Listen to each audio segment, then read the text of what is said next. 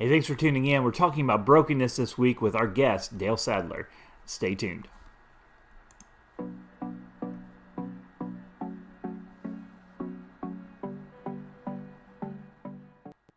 Hey, thanks for everybody for tuning into the podcast today. We have a great guest with us today, Dale Sadler, down from Tennessee. Dale, it's glad to have you on the show today.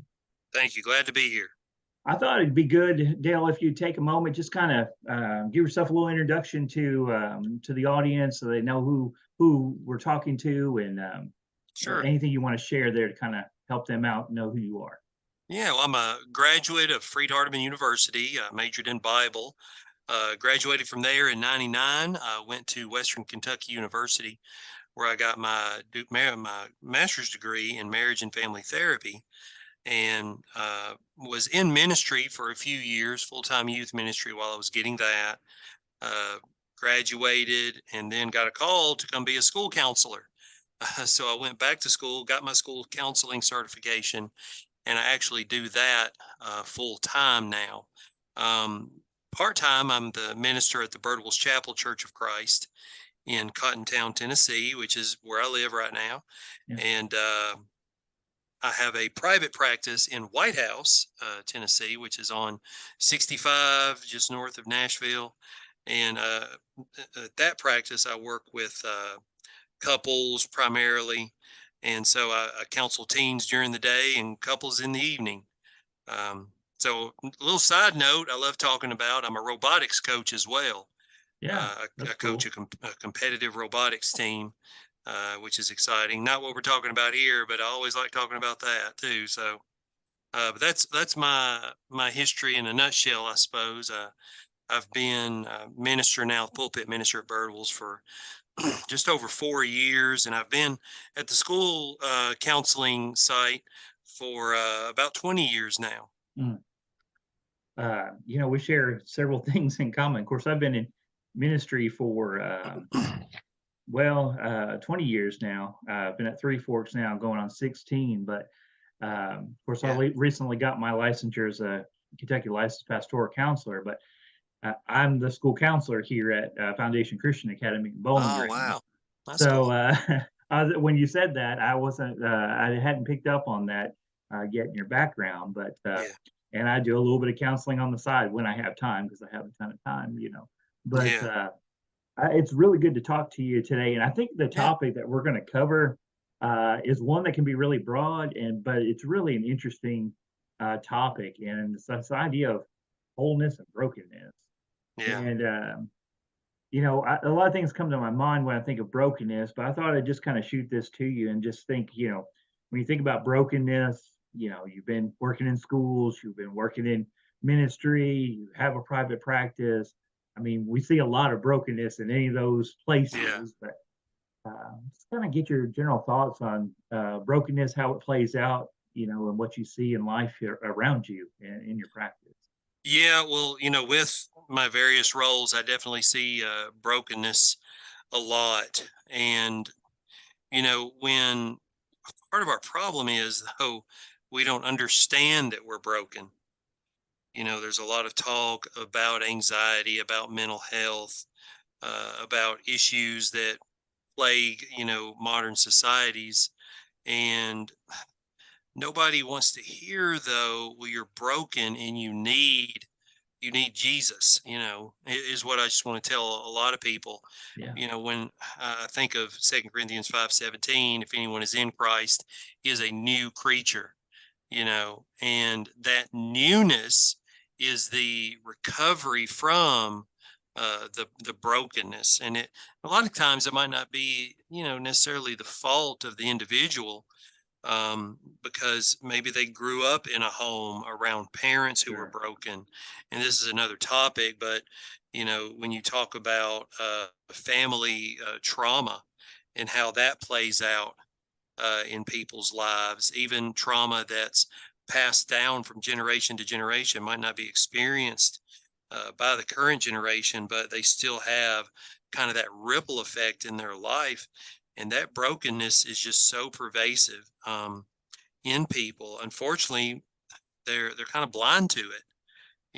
They're kind of blind to the fact that something's wrong and they need help. They know they need help, but they don't always want to hear the help that should be coming their way, meaning, new ways of thinking Yeah. about things, the roadblocks I hit in counseling, and I'm sure they're in the, ministry as well from the pulpit, but it's definitely in counseling because you're sitting there with somebody across the office from you and you're trying to tell them, hey, here's where you're messing up. And a lot of people, just don't want to hear about that at all, and they'll just get up and leave because they don't want to hear about, sin that's in their life. And I don't use that terminology necessarily in counseling, but it's definitely what it boils down to. That's what it is. Selfishness, which is a huge one. Pride, another huge sin. I did a series on pride a year or so ago.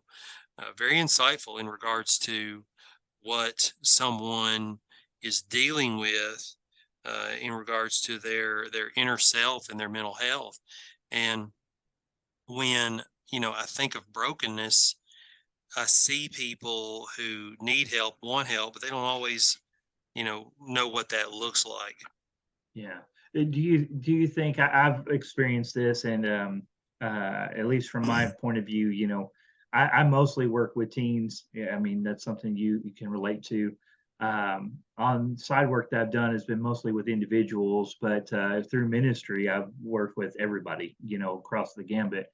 But a lot of times the brokenness we don't see it as broken underneath. We see it surface things, and we're Hmm. constantly trying to fix the little surface symptoms that we're experiencing. Like, oh, I'm anxious about things, or anxious about this. I want to fix that particular thing. We don't really want to dig down into why we're anxious about that. Yeah. Or you said sin, and I know in sometimes in a counseling situation, I have a little more freedom sometimes with where I work at in the school because I can talk about things a little bit Yeah. open than maybe a public school. Um, but there's something pervasive that's underneath. You talked about generational trauma, trauma from a family, and so forth.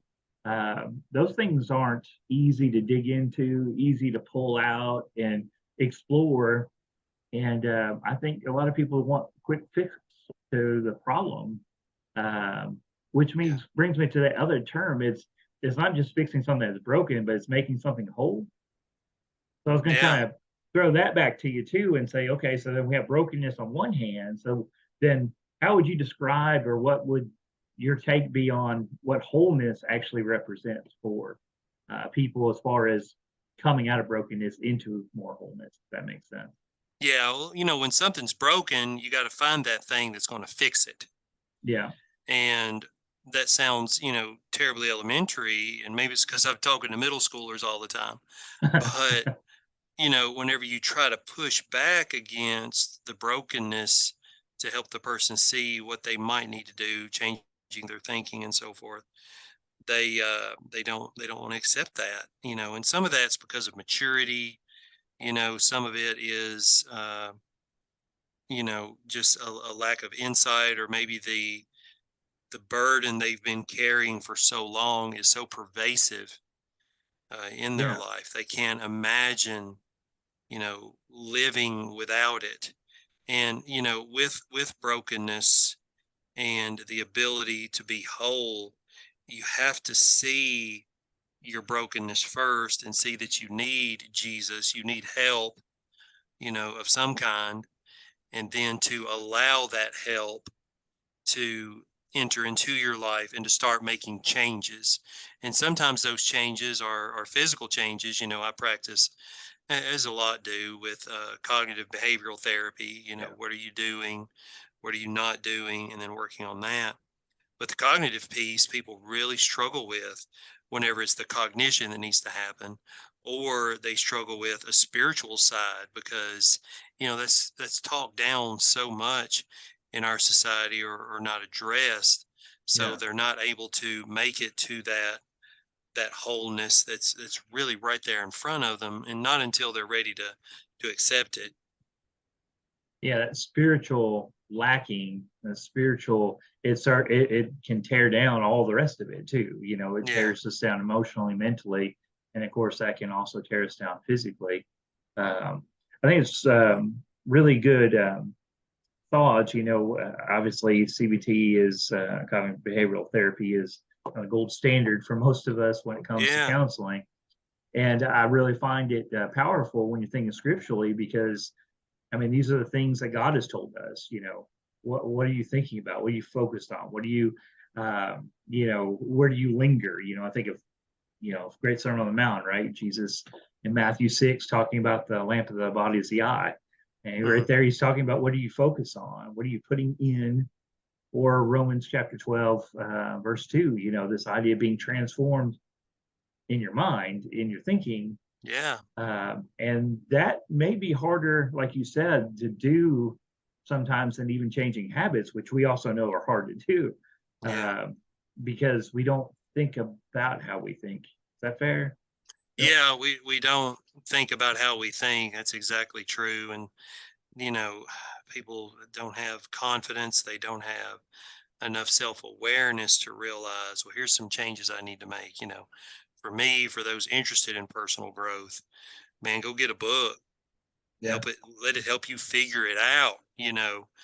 We're as counselors and ministers just human, and we try to hit the right nail on the head, but we don't always do that. That can be very That's difficult. true. We're looking at this individual, with our lenses, and as much as we try to understand and have a broad scope and perspective, we're just human. So I encourage people to be their own therapist as well, Yeah. to That's try to good thought.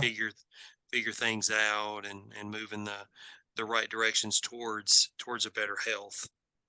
The kind of that, they preach at us in counseling, self care. I know that probably was part of your training too. Oh yeah. Constantly preach that as taking care of yourself and um, teaching people to take care of themselves is really hard. I mean, there's a reason why it's constantly preached at in counseling training and in classes and so forth, because even counselors will fail to do it for themselves sometimes, even though they Yeah. know how powerful it is.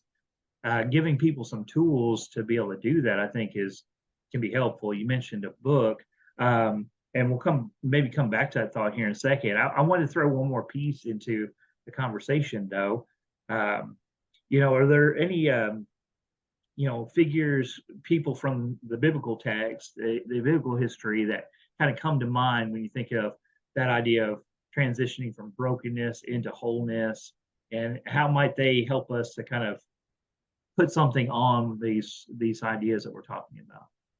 Well, I preached on this a few weeks ago about contrasting Peter and Judas, Yeah, that's powerful. Okay. and about what they went through almost simultaneously. We're not sure Yeah, of the exact timeline, but at least within pretty close. a Yeah, day or yeah, maybe a few hours, even of one another, and how Peter denied Christ and saw his brokenness, went and wept, but of course repented, and came back, even though he was able to see his brokenness. But then you've got Judas, who was sorry for what he had done, and then he went to people that should have been able to help him. He tried to yeah, get the money back yeah, to the priest. He tried to give it back to them. He felt bad. He tried to make amends as far as what was going on, but they didn't help him, yeah, and so he, went out and hung himself, and yeah, he did not get the help that he needed. And Peter, he kind of turned inward even, and maybe he did talk to someone. I'm sure that was part of it. As far as scripture tells us, though, it says that he wept, and then he did. Of course, we see him again later in scripture. But I think those two that really hit me, hit me hard whenever I kind of was studying that, and saw those two yeah, being contrasted. Now, is there someone in scripture that does not see their brokenness? At least those two saw it, yeah, with mightily different results. But then maybe a third, you know, would be those that don't see their brokenness until it's too late. The rich man and Yeah, Lazarus in that parable. He had everything he needed, materially speaking. The rich man didn't think he needed God. Of course, he lacked a lot of things spiritually, and then regretted it. Once he had come to his final end, sure. regretted that. So that would probably be an example. I would think of somebody who did not realize their brokenness, and I don't think we do. And I mentioned pride a moment ago. You know, us ministers, us Christian folk, we're trying daily to follow God. And I have to ask, do we really see our brokenness? And Yeah. I think we have a tough time with it. I mean, really seeing it. I've known, all my life, you're supposed to be humble. You're not supposed to be a prideful person. But I didn't really get that till a couple of years ago when I did a study on pride. And, somebody who says, well, I'm a humble Christian, I'm not prideful, that's the most prideful thing you can say. And Bragging so, about your humbleness, right? yeah. And so when you don't see your own need for Jesus in these different examples, Peter did, Judas did, but got the wrong kind of help or didn't get help. And then the Yeah. rich man and Lazarus, those three examples kind of contrast well and compare into this discussion. And you got to see your pride. You got to see the sin that's in your life. You got to see your brokenness. One book that I read, it's probably been a good 20, 25 years ago. It's called The Ragamuffin Gospel. And Interesting. I'm not I don't familiar with even that. I don't know. I don't even know if you can get it now. It's not a brotherhood book or anything, but it was about a man who was an alcoholic and what he dealt with, Mhm. and then him coming back to Christ, or coming to develop a spiritual relationship with Jesus, as he saw that he needed to, of course. But it was really good in helping me see kind of like where you do mess up, where I did was messing up. Whenever I thought I Yeah. was getting it all right, raised in the church, got Jesus in my life, and things are good. And man, that's a bad place to be in Yeah. when you think you got it all together and you don't really realize where Jesus' place is in your life. When you're saying that, of course, some of Jesus' words stick out to me when he's talking to his disciples, and he asks, um, you know, who's going to love more, him who's forgiven a little, versus him who's forgiven a lot. Yeah, Um, the reality is we're all forgiven tremendous amount, but I think the point there is that they see, like you said, you see that person sees their brokenness versus the other person not quite grabbing a hold of it. yeah, And if you don't grab a hold of it, then there's nothing you're going to do to amend it, to work on it, to strengthen whatever it is in your life. And there's less need to reach out to get the help that you talked about. yeah, So I definitely think that's not only scriptural, but we see that every day. I mean, yeah, it's not just a story we read about in church or stories we read about in church. We watch it lived out in front of us, and we all live it in some form, and every day. I think it's really powerful. yeah, You talked about Judas and Peter, and I always found that contrast really, really a stark one, right? Because Judas obviously denied Jesus. He was a traitor, but so was Peter. yeah, They didn't do the exact same thing. We all understand that, but they basically, in some ways, I could argue that what Peter did was almost worse. You, in the sense that he's the one who stood up and said, "Everybody would deny you, but not me."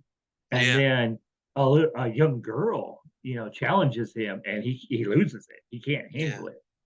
Um, but it is interesting when you think about what Peter did after that. He wept and so forth, but he kind of gave up too. I mean, he went back to go fishing, and that's when Jesus came back into the picture. yeah, He didn't give up like Judas did, just, I'm done. But brokenness is not easy to come out of, is I guess where I'm trying to go with that. Even for yeah, someone like Peter, he really needed someone who could. Now, obviously, Jesus did it in a unique way that you and I would love to have the ability to do in that short time. I can imagine you sitting down with someone broken like that with one meal and saying, hey, we're Yeah. good, we're going the other way now. um, but that's a powerful little vision of just how I think hard it is sometimes to deal with it when you find it. Yeah. I I know we're gonna kinda run out of time here in a few minutes, but, with those kind of pieces there, you mentioned a book, you kinda mentioned a book there again. What would you say just some common, practical, everyday things that people could do, to be more aware, to be a little bit more aware of their brokenness, to work on those aspects in their life? What's some Yeah. suggestions you might have? Well, when you see that you need Jesus, when you acknowledge your brokenness and find where you are, where your shortcomings are, that's where Jesus can move in. That's the importance of this discussion. That's Yeah, the weight of it. Because without that, I mean, you're like the rich young ruler. You're like the rich man in the story of Lazarus. I don't need these things. I don't need to sacrifice or do those things. But just some real self analysis and being honest with yourself about what your shortcomings could be. What shortcomings do you see in your children? Because they pick yeah, that up from you. What shortcomings do you see in your parents? Because you probably have the same ones. And if there's any that stick out, really research those. The internet is alive with a lot of good stuff, this yeah, podcast being one of them, and others that we know we appreciate. But, really look up what that means. Are you selfish? Are you a narcissist? Are you prideful? Some of the things like that we find our strength in. I'm not prideful, I'm confident. I'm not a narcissist. I have good self-esteem. yeah. Uh, maybe, or maybe those are the things that keep you from really seeing Jesus working in your life. So I think if you're really honest with yourself and do a little research, Yeah. I think you'll be able to see where you're lacking and can then work on it from there. Something I've suggested to some clients and also some teenagers and so forth is, which is not easy for get them to follow through, is to do a little bit of uh, yeah, I guess you could take this a mindfulness way, but a little bit of journaling, on what Mhm. if they're dealing with anxiousness, whatever. Of course, that's easy. What is it that you were anxious about? Writing it down. What was it you're telling yourself? But I think if you are reflective to notice those things in your life and your family's life, and you know people say it, hey, you're like your dad. Okay, well, why am I like my dad? What Yeah. is it good?